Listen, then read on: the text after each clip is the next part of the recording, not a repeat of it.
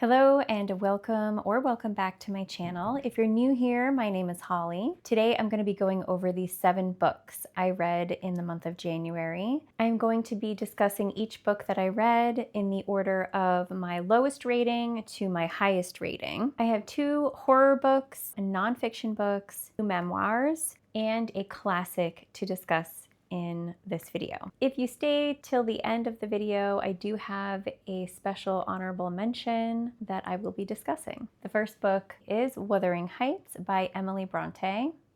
I realize I've been mispronouncing the Bronte sister's last name. I, for some reason, always thought it was pronounced Bronte. I don't know. I took like 8 years of French. I should know better. I would have expected maybe an accent to be on the E.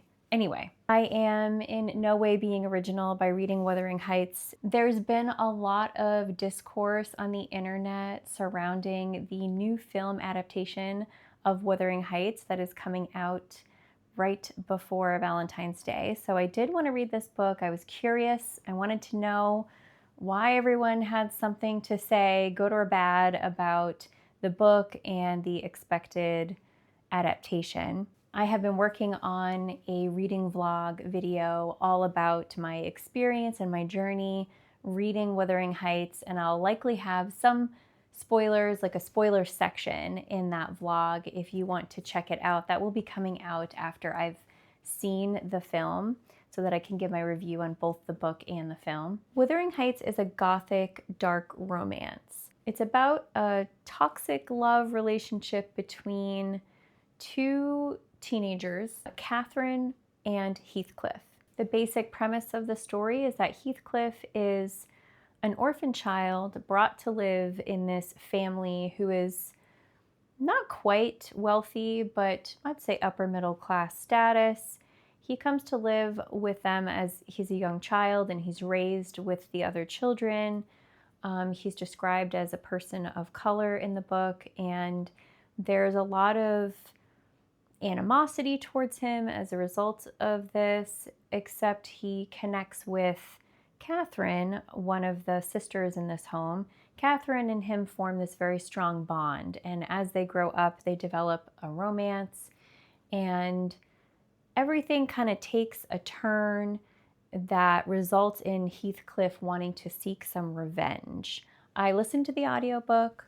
A few things were difficult for me. One was the Old English style of writing. It was slow for me to adjust to. I haven't read a classic from this time period in quite some time. It's just not a style of writing that I'm used to. So it took me a little bit, but I did get the hang of it. Also, sometimes listening to very strong English accents can be hard for me to understand as well. I also had to adjust, get used to the narrator. After a few chapters, I was able to better follow and understand what was going on.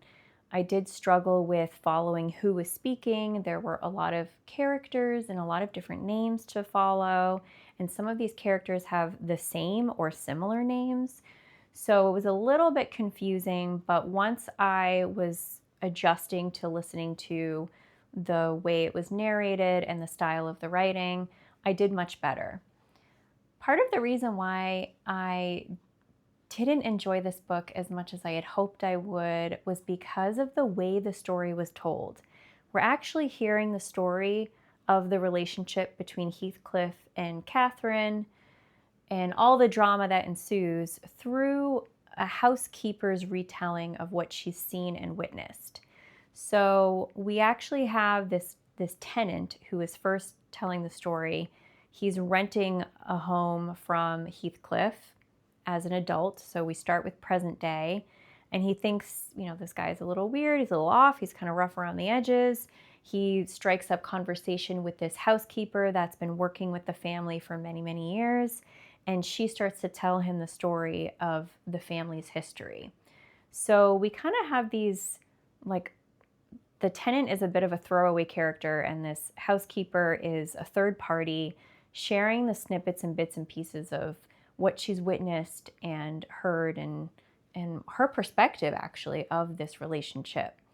So I just didn't love that. I wanted to get inside Catherine and or Heathcliff's minds. I wanted to understand what drew them together. What were they feeling and experiencing? Why were they behaving in the ways that they were behaving? And you don't really get a sense of that because of the way the story is being told. There was really nothing wrong with the story. It was very dramatic. There were a lot of like eye roll moments for me, trying to put in perspective that these are two teenagers and the way they're handling their feelings and even their perspectives on life and love and status and family is all very teenage-esque. They can be partly forgiven for, I think, their behavior because of their age.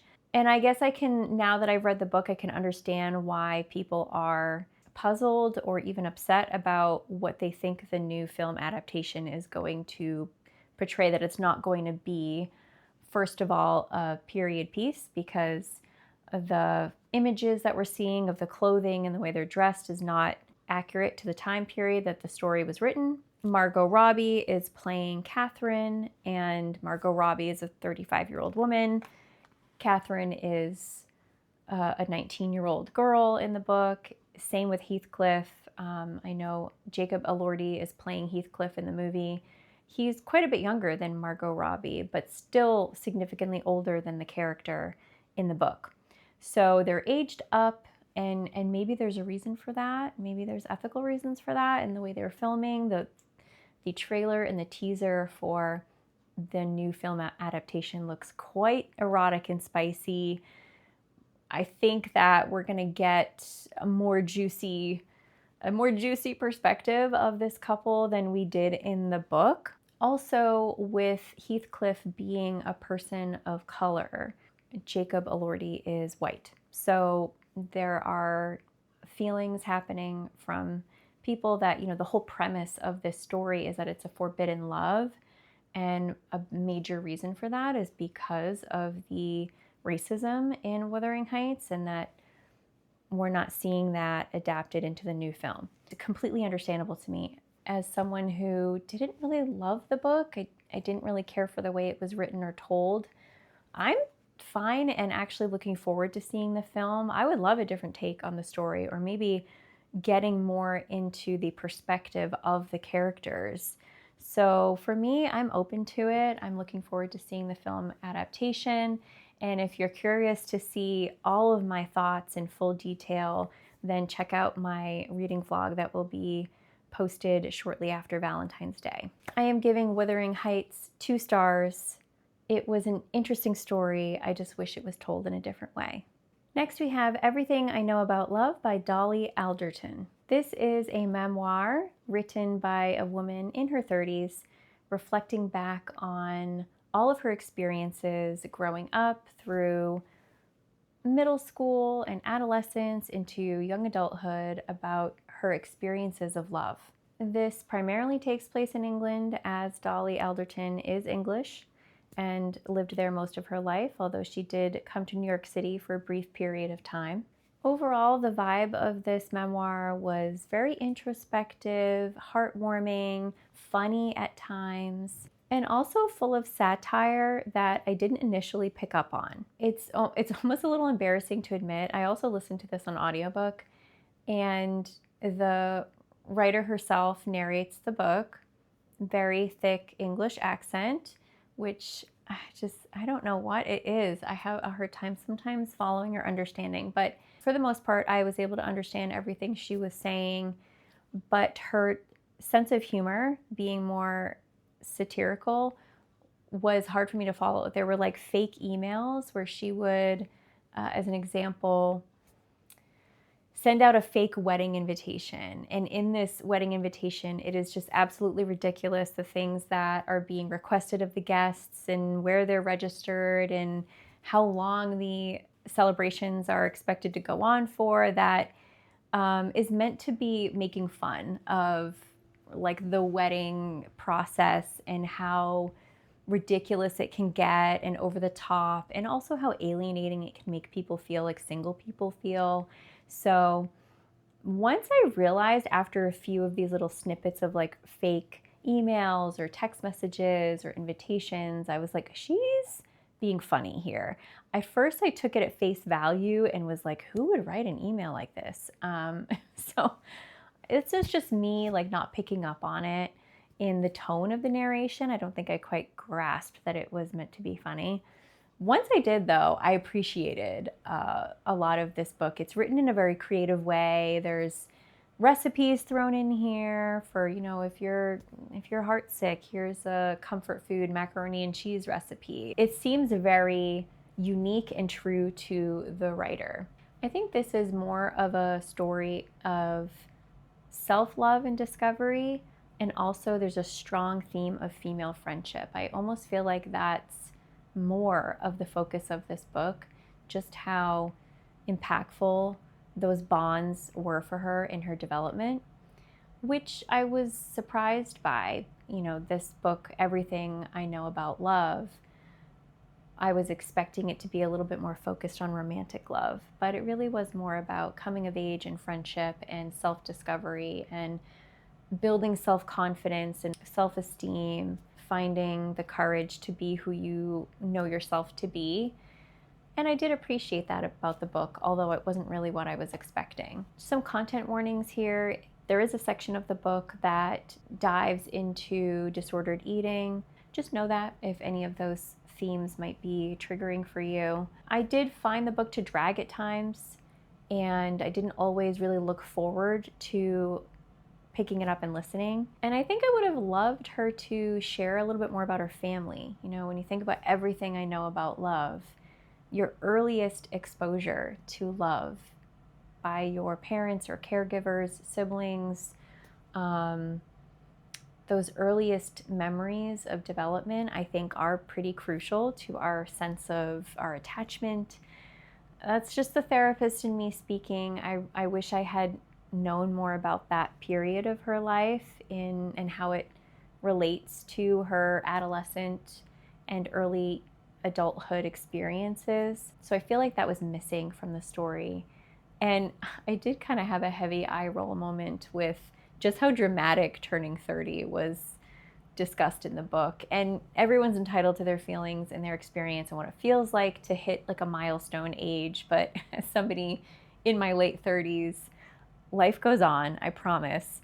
And there's so much to look forward to, I think, in your 30s. I can forgive the book for that.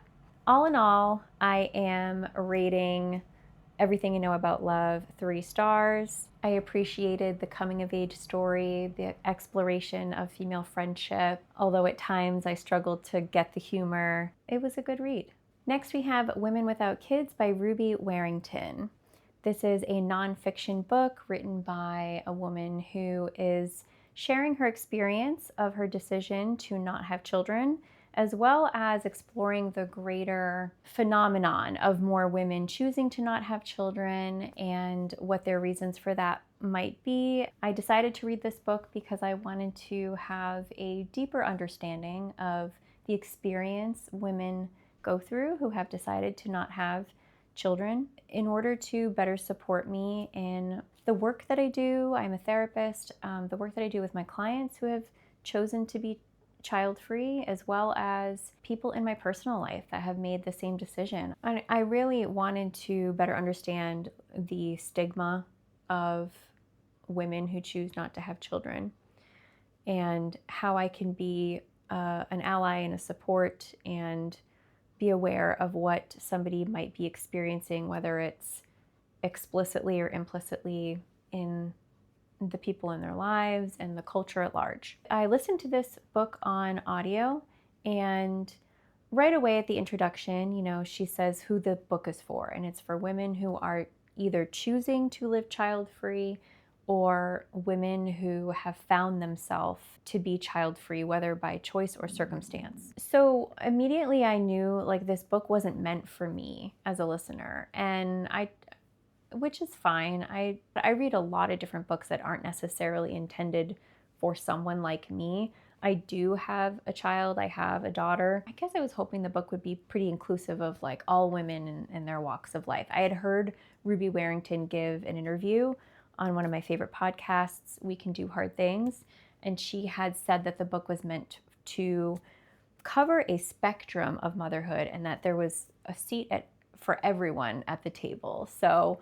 but in her introduction, that wasn't really as clear, which is fine. I wanted to still get an understanding of her experience and other women's experience, even if the book wasn't intended for me. I really appreciated this book. I think if anyone was contemplating whether or not they want to have children, this might be a good book to listen to. She raises a lot of, I think, important questions to ask yourself about your personality, your lifestyle, what your experiences were like growing up, and how you see the possibility of perpetuating maybe unhealthy dynamics might go if you have your own children. What's most important for you to have in your life to be happy and content and create meaning, and whether or not a child entering the picture would help that or hinder it. I think that there's some really good discussion questions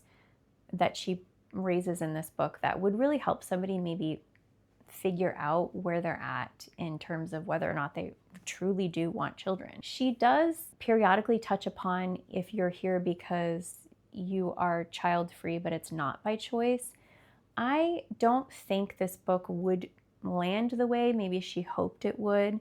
If you're somebody who wants to have children and hasn't been able to, whether it's because of fertility issues or you haven't found a partner who shares in that goal with you, or you're unwilling to go it alone and be a single parent and go that route, or adoption's just not financially an option. If you have the desire but you've been unable to have children, I don't know that this book will feel as supportive and as validating.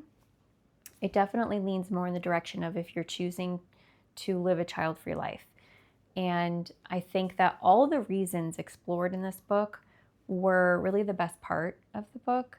Even just looking at the way our culture at large systemically lacks in its support of families and women, and how honestly a lot of the times it just doesn't seem to make sense to maybe make that decision, and yet it's so normalized, it's so expected. If you're a heterosexual couple and as soon as you get married, everyone starts asking, when are the babies coming? And we maybe raise an eyebrow at a couple who decides to not have children, especially the woman. It's just assumed that womanhood is automatically tied to motherhood, and how damaging and isolating and alienating that can feel for people who are, for very valid reasons, choosing to not have children. We should really, I think, collectively question that narrative. So I liked the book for a lot of those reasons. I don't think it would land as well for women who are grieving what will never be.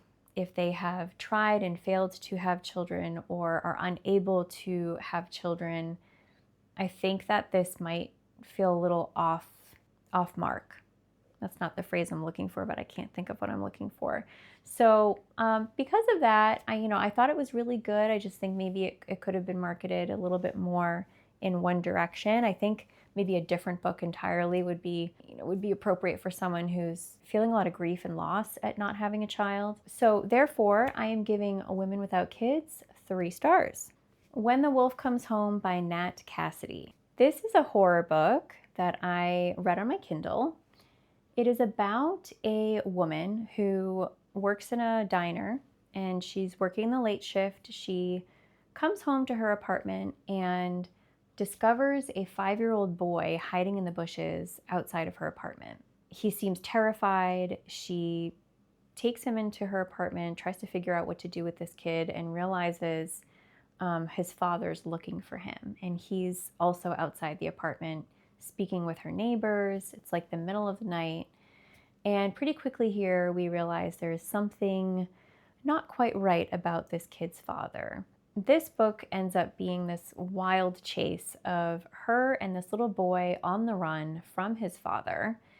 And also she's starting to realize maybe there's something special or different about this little boy as well.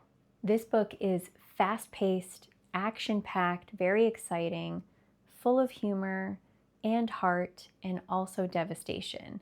I was engaged, I was invested, I was on the edge of my seat, and there were moments where I felt incredibly, incredibly sad. What I'm finding that I appreciate about horror that I did not know I would appreciate is how a lot of the books that I've been reading anyway, that are horror books, are exploring themes that go far beyond just a scare, scaring the reader.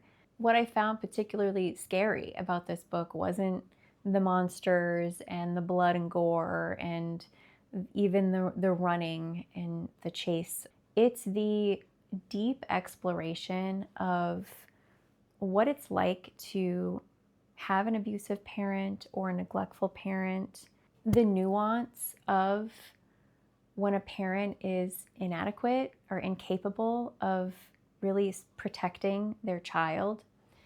I think that this story is an allegory of all of those themes. What I also found to be incredibly sad and devastating about this book, there's this phenomenon in the world of therapy in terms of your development of your attachment to a parent, how from a child's perspective, if they have a parent who's abusive to them, the inner conflict they experience because they simultaneously are afraid of the very person they're also seeking comfort and love from.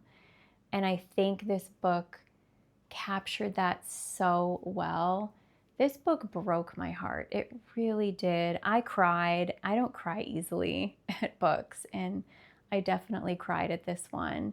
There is one scene, if you've read it, you know, that really captures that push-pull of the longing for a parent and also the fear that a child can feel towards this parent. And it was a devastating book. It was an entertaining and unique book. I know a lot of people talked about this on BookTube, and for good reason. It was a lot of 5 stars for a lot of people. And I really appreciated Nat Cassidy's writings at the end. He explains kind of where he got the concept of the story from, his own experience of his relationship with his father. And I appreciate that. I really love to hear what inspires someone to create the art that they create. When the Wolf Comes Home is a gripping and emotional horror story where the real terror isn't the monster, but it is the damage that a person can inflict on the person they're meant to protect. I gave this book 5 stars. I loved it. Next we have Educated by Tara Westover. This is another memoir that I read, I listened to on audiobook. This was another wild read. The title of this memoir does not really do it justice. This is a fascinating and exciting and actually horrifying book. Tara is sharing her story of growing up very isolated in a community in Idaho where her parents are fundamentalist Mormons, and her father also has some more extreme views or beliefs about the government and the education system and how corrupt and full of evil those systems have, and therefore he and his wife and all of their children essentially live off the grid, and they homeschool. It's really not even accurate to say that they homeschooled their children. They did not offer any kind of schooling, really. It was very scarce. They were mostly training their children to work with their father, scrapping metal in a metal yard. Her mother is this like self-taught midwife with no formal training, you know, birthing all these babies in the community. And she's sharing her memories of her upbringing with her parents and her siblings, her eventual desire to go to school, and what starting a formal education did for her in her life. This book had me feeling outraged at times. Similar to When the Wolf Comes Home, this is a story about parents like failing to protect and nourish their children properly. And even just the number of physical injuries that occur in this book is just mind-blowing. And it's such a remarkable story to see how this girl was able to evolve. And it's devastating, it's heartbreaking how painful it is for her to detach herself and seek her own truth in what it means to be a person in this world. Should she be fearful of all the things her father has taught her to be fearful of, and the treatment towards her from her community when she decides to embark on her own independent journey. This is a fascinating, fascinating book. I highly recommend you check it out if you're curious to hear more about her journey and what this community was like and the value of education in our lives. Personally, I found some parts of this relatable.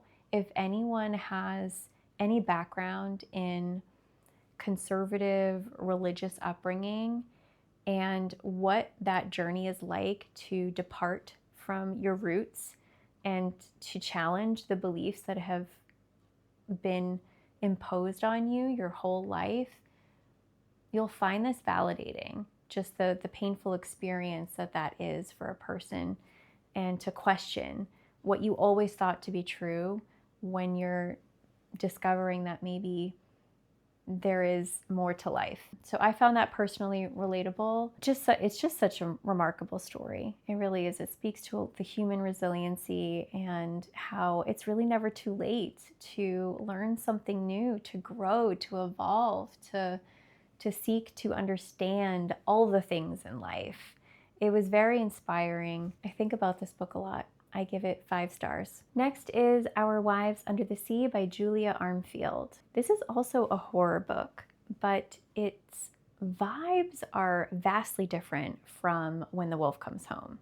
Our Wives Under the Sea is about a couple, 2 women who are married, and one of the wives, for her work, she's a researcher she's like a marine biology researcher. She is supposed to be submerged in the ocean in a submarine for 3 weeks to conduct a research study, and something goes wrong and she is gone for 6 months. And so her wife at home is left wondering what happened, where is she? She's trying to get information.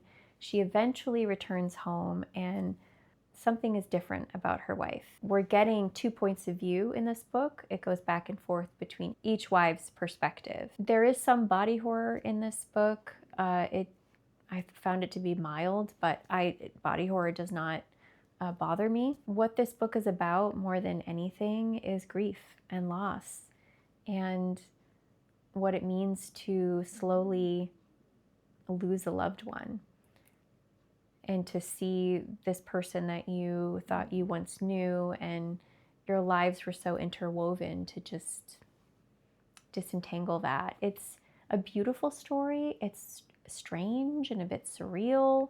There were so many highlights in my Kindle. It was very beautifully written, haunting and eerie. It was sad.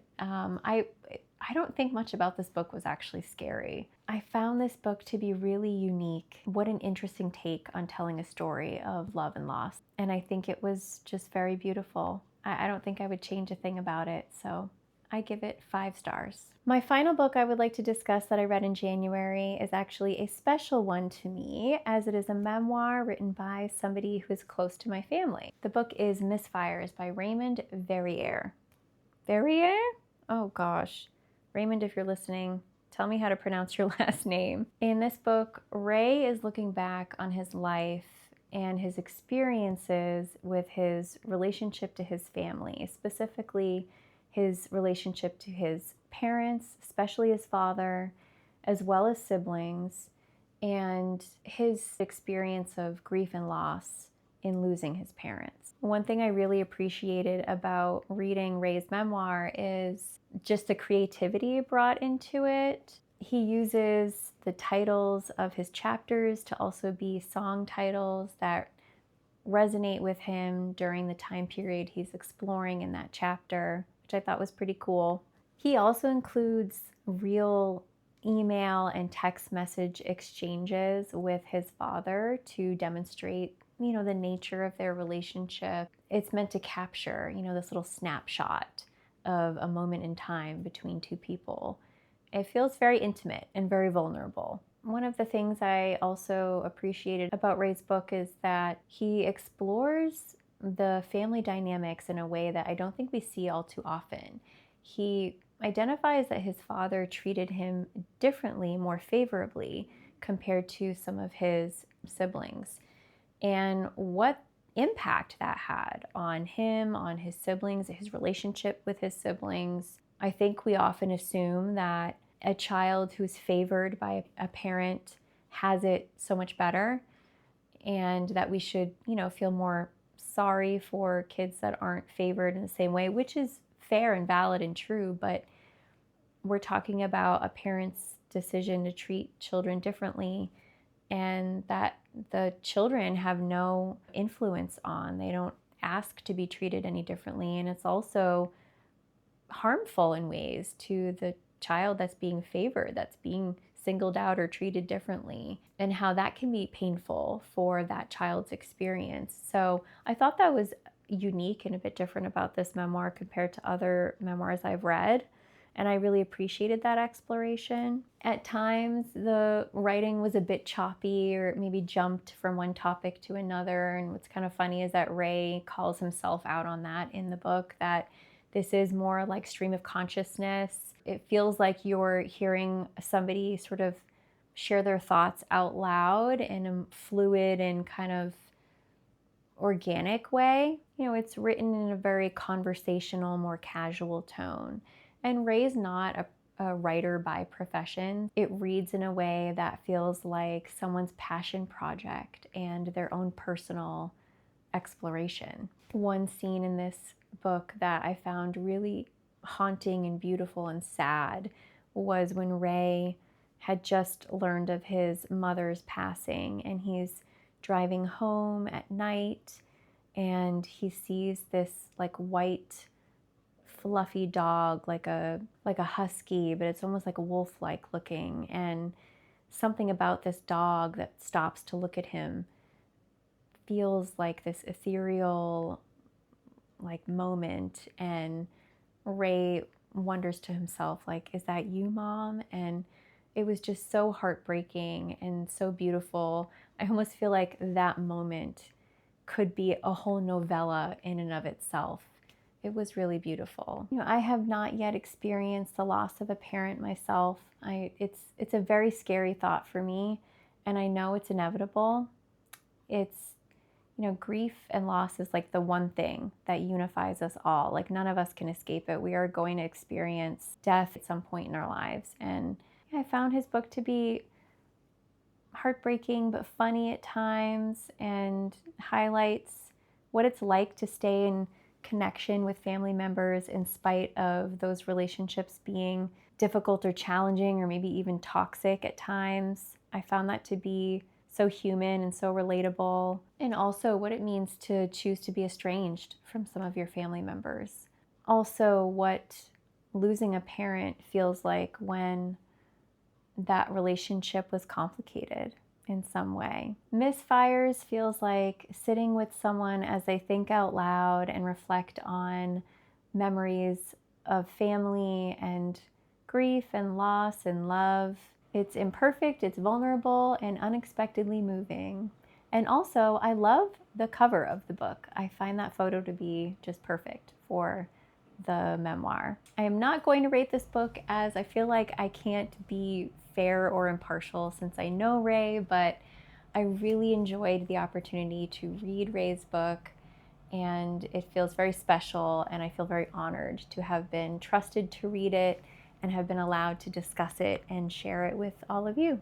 So thanks, Ray. That does it. That covers the 7 books I read in January, which is a lot for me. I aim for like 4, so I was just inhaling books this month. And how interesting that there seems to be a common thread through a lot of these books. Very strong themes of parenting, right? Whether it's the decision to be a parent or not be a parent, or the devastation that a person can experience as a result of an abusive parent or a neglectful parent, and the loss and grief of losing a parent. And then a couple of love story books thrown in there. So, but a lot of these seem to kind of relate to each other, which was unintentional, but I find really interesting. If you liked this video, please consider subscribing and sticking around. I love talking about books. I love talking about books with people. Leave me a comment. Let me know what you have enjoyed reading lately. Let me know if you read any of these books and what your thoughts were. And I will see you in my next monthly reading wrap-up.